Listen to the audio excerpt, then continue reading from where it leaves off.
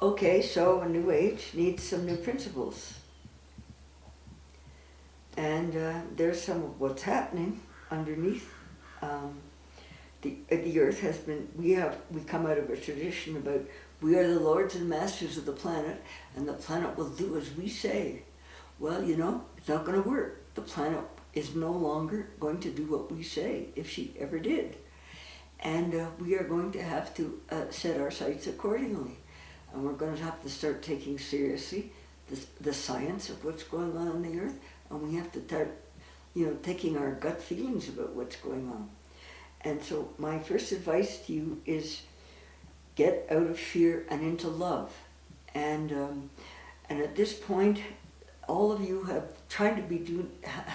have been trying to do this for a long time are being supported. Just find what's pushing your fear buttons and ditch them.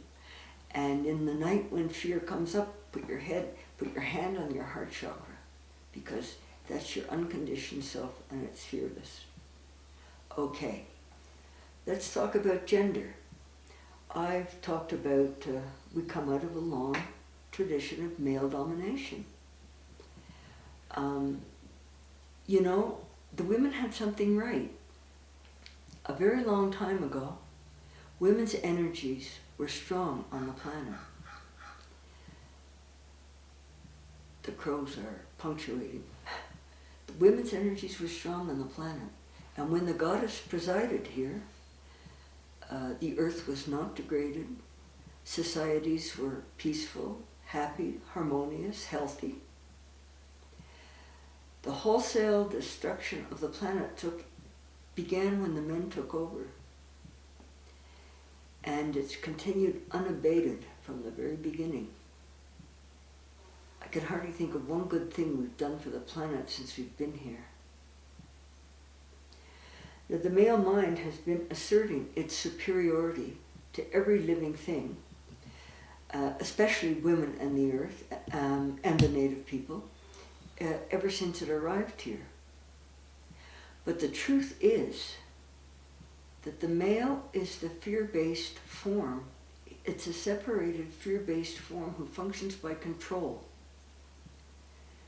It's fear-based and it functions by control. And you have to think about this a minute, and all the things that go along with the intent to control others, the intent to control the earth. When women hold the earth, societies are happy, harmonious, and peaceful. When men control the earth, it's just the opposite. Disease, famine, drought, overpopulation. Just look around. The women had something right, and we need to find out what they had right.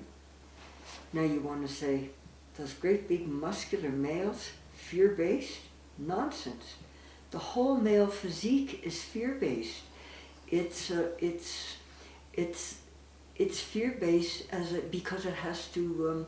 It's always in fight or flight mode, with the need to protect mate and offspring from basically other males. The whole male physique is fear-based, and fear is very much a part of the male physique, the male impulse, the whole male psyche, the male ways of doing things that rewards aggression, that has invented all these horrible techniques of torture, of whatever, of suppression. Political leaders who think their business is to keep people repressed and shut down. The male is actually the separated fear-based form who functions by control. True power belongs to women. It belongs to the female. The female is love-based. The female is ultimately love-based. And this is the hope for the world, that with the advent of women and the demand of women to be recognized and to have their rights granted them, there's a new impulse in the world that can make the difference. The old ways do not work, and they are collapsing all around us. Be bold and be brave and admit what's going on.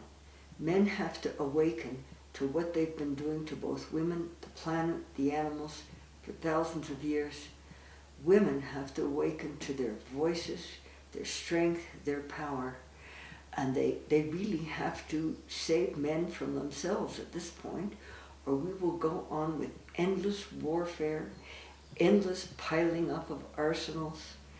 The hope for the planet is that the women are here, and ultimately the female is a different impulse than the male. It's love-based. And the hope for the planet is, of course, that the men have their own feminine sides. And so it's not really about men and women and male and female. It's about the masculine and the feminine. But it is about men and women because of the way the male mind has functioned here. And because we come out of these centuries of male domination. Now, the news doesn't get much better, actually. The military on side, political leaders finally recognizing that the earth is in deep trouble, and we are in trouble with the earth, and we are in trouble with each other, and we have to change, and you have to find the sources of your fear, and you have to eliminate them, and you have to admit the things that you're afraid of. Men have been afraid of women, probably from the dawn of history. Now at this point I need to say something. What happened? When the women had things right, what happened between, how did the men how did we come to the modern world? I think what happened way back when was that women's energy was strong on the planet to the point where the male energy felt threatened. And the way of the male, when it's threatened, is to rise up and conquer and control and put down. That's what happened, I think. And okay, that's how the male energy has functioned here. And it's been strong. I mean, look at all these wonderful, great works of art, these philosophy, the poetry. The male energy has been strong here. And now it's time to, okay boys, move over and let the women come up. Let the women come up out of the depths of history where they've been relegated for centuries. Men need to get out of our way, basically, and it's our turn. It's our turn. And the hope for the planet is that with us perhaps can come a new impulse. If women can reclaim their ancient identities with the earth, with the goddess, with the universe, then we'll have a very different history from now on. And actually the planet will have a future, something that is in doubt at this point. And so I think that's where we are in our history. And people need to realize that something wonderful is happening. Don't cling to the fear. And don't be manipulated by fear. See the deeper truth, that the earth is speaking up for herself, and everybody who's been marginalized is finding their voice and taking back the people are taking back their power. Women are taking back their power. That's what's happening, and the men need to just realize this and get out of the way. You know, if someone said, look, women and cats are going to do exactly what they feel like. Now, men and dogs just need to relax and forget about it. Let them do what they want to do. And women we want to find our strength because we also have our own male sides. And we want to write the treatises. We want to write the philosophies, the poetry.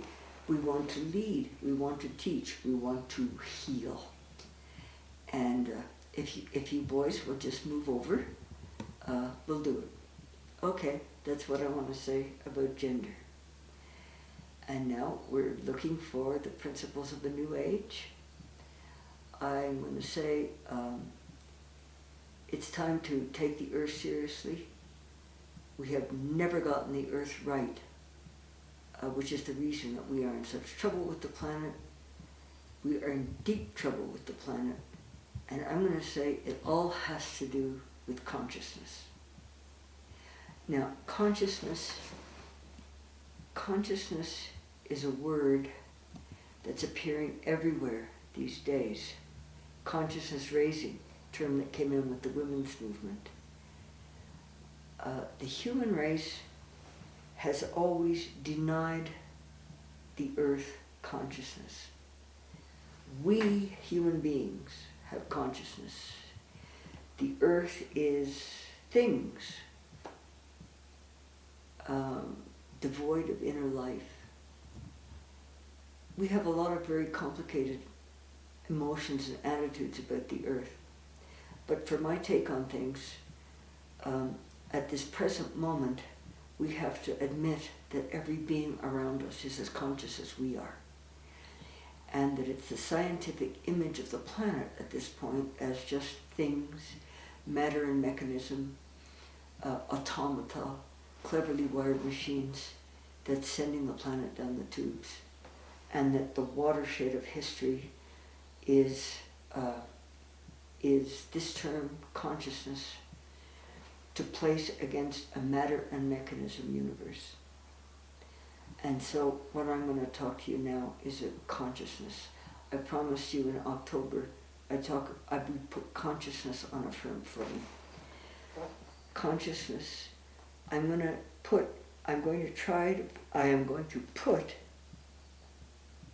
the science of consciousness in front of you on a firm footing. And so, let's take a little break from what I've been talking about, and we're going to turn to science.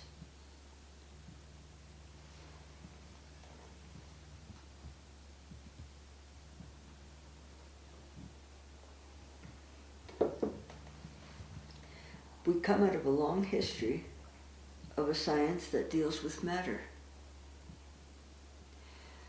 Consciousness has appeared as a term and a problem in modern science. We have an incredibly elaborate description of the universe, an incredibly elaborate explanation of all kinds of events, of electricity, of cars, of how matter functions. And now consciousness has emerged as a term and a problem in modern science. Most scientists believe, most human beings believe, that it can, what the nature of consciousness can be explained by current scientific principles. I say it can't. There is not a single scientific principle that can explain consciousness. And that in fact, the facts now emerging about consciousness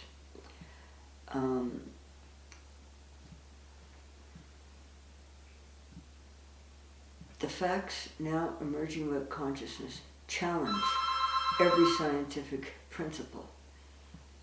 Listen to the punctuation. They challenge every known scientific principle.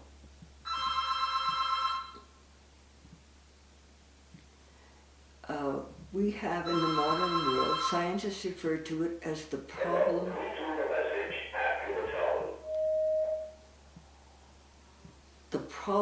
of consciousness.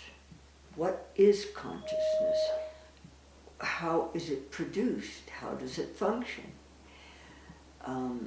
These are questions that are beginning to emerge. Now, I would say everybody's attention is on the Higgs boson particle, the so-called God particle. The facts emerging about consciousness are more important than the Higgs boson particle because the whole of science, past and present, founders on it. Last year, scientists were flocking to Italy to try to verify some scientific claims to have discovered particles that go faster than light. When people really grasp what the issues of consciousness really are, and that it cannot be solved on present principles, they will realize that the facts of consciousness are even much more important than any particle that goes faster than the speed of light. I would tell you at this point, consciousness moves faster than the speed of light. But let's back up and start at the beginning. I say that consciousness has appeared as a problem and a term in modern science, but it points totally beyond present-day science to a whole new view of the universe in which consciousness and not matter, or even matter and energy, is the fundamental term. And of course, such a view opens right into religion at the concept of spirit. Spirit as simply infinite consciousness. At present, most of us, I would say, have the belief that consciousness is something produced by matter. And that's why physicists have never been interested in it particularly, because they figured, well, you know, when we get the complete description of matter, consciousness will just fall out. Well, consciousness won't just fall out. And so let me start at the beginning and give you the reasons that I think as I do. And when I tell you where I live, you'll understand why I think as I do. Scientists, consciousness is resisting assimilation to matter or matter energy. Now, modern science is already in deep trouble. In the late 1900s, Steven Pinker, let me back up for a minute. You know the principles of science: matter and mechanism, chance and necessity, the forces. That pretty well describes the fundamental terms in which scientists explain the universe. But science is already in deep trouble. Okay, in the late 1990s, Steven Pinker wrote a brave book called How the Mind Works. And he started off by claiming that with his principles of chance and necessity, he could explain the mind. At the end of 600 pages, he admits that with his principles of chance and necessity, he cannot explain the mind. I would say, okay, time then to abandon those principles